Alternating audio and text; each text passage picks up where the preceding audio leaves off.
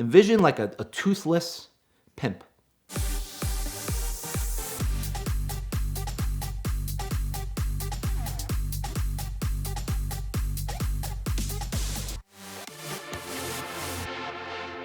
We're visiting with the parts department at Mini of Henderson. So that's in Las Vegas. Actually, Verone was with us this time around, so it was even funnier. So we're there, and some guys yelling and screaming all over the dealership, saying that the dealership doesn't want to sell them a car. So he sees us, and he kind of puts it together. He goes, "Do you guys work here?" We're like, "No, we're from corporate," right? So, can't help you, right? So he starts yelling at us, and so we need to help him because the dealership won't sell him a car. And that's illegal. Like, he's talking crazy. So I'm like, well, let me talk to the general manager. I actually talked to him in 15 minutes, and let me see what I could do for you. So we're sitting in there. We have our normal meeting. And I was like, hey, by the way, there's some guy outside, and he approached us, and I'm not really sure what to do because this is sort of out of protocol. And mind you, this guy was like envision like a toothless pimp. Okay, that's the only way I could put this to you. Just Vegas trash. I love people in Vegas, but this guy's Vegas trash. So the guy comes to tell me that he owns a small local establishment, a gentleman's club. Now what you're thinking, okay? Because I heard the ladies are also toothless there. It's not the best location.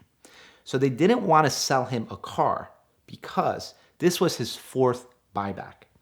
So there's a lot of buyback fraud going on out there. And apparently this guy liked to take a cattle prong to the port on the car, so the OBD port. And he would make claims that his car got struck by lightning in the middle of Vegas. So essentially, if you're familiar with cattle prongs, but they have extremely high voltage, probably worse than any taser that you're going to see out there.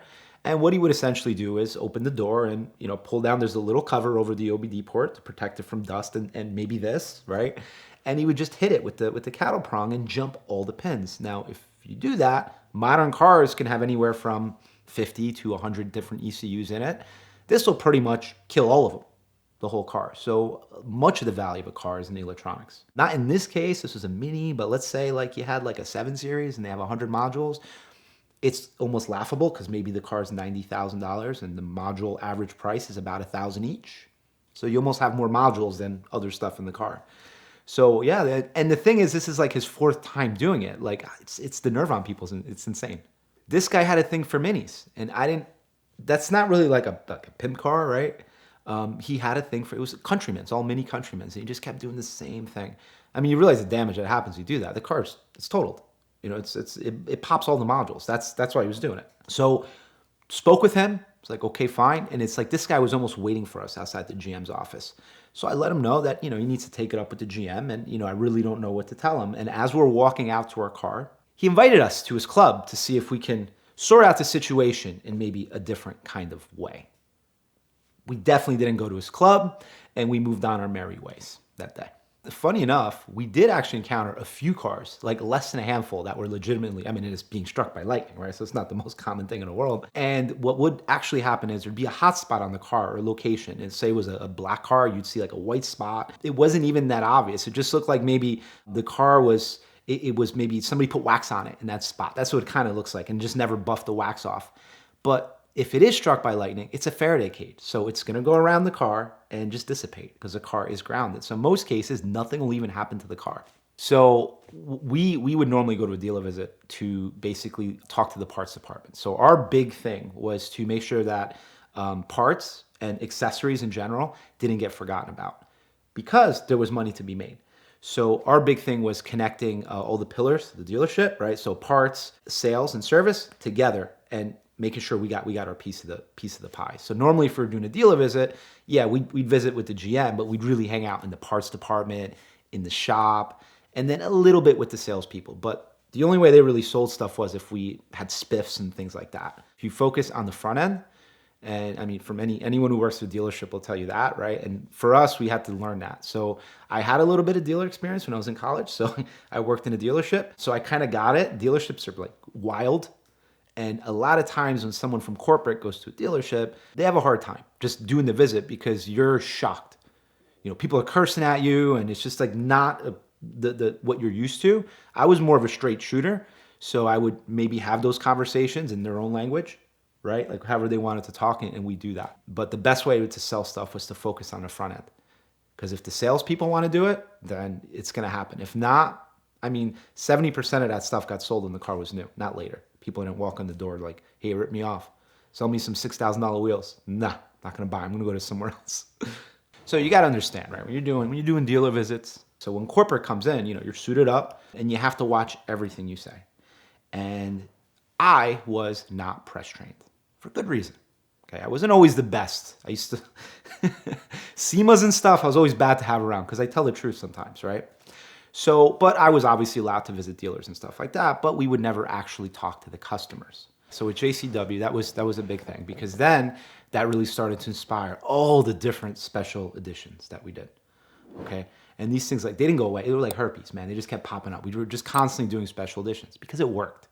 And people who bought minis wanted that. They wanted the exclusivity. Mini takes estates, right? That's kind of where that came. That was a great thing to do. That was like actually the first car rally I was ever on was a Mini takes estates. It's no gold rush, but whatever, right? You kind of get the experience of a car rally. And that's really where you start to understand what the customers want. With that being said, we started doing a ton of different special editions, right? So came up with the idea of a super sport edition. Okay, going back and forth to Germany. And what we used to do sometimes, because we had to get Germany's permission to do the editions, we used to just do it. So we take a car, and thank God for wraps and things like that. We had a local rapper, slowest rapper you ever meet, but whatever. He was actually from BMW Manhattan. He was a tech there who used to just come out and wrap cars for us, right? We used to pay him on the side, right? Like small deal, because otherwise you go wrap a car we were cheap too. It's $4,000, $5,000 to wrap a car. This guy would do it for $1,200. Didn't have to be perfect, but it was for a special edition. So we took a car and we blacked it all out. This is before the black trim was a thing and stuff like that. So we blacked it out. We used electrical tape over the chrome trim. Like, we did all the ghetto stuff and made this blacked out car. And we called it the Super Sport. Not thinking that when it went back to Germany, there's some Germany's like, we cannot do this. It's like, why? SS. I'm like, Super Sport. And he's like, ZSS. And I'm like, oh, and that got destroyed immediately. We had to rename the thing. I forgot what we named it to, but it was definitely not the SS.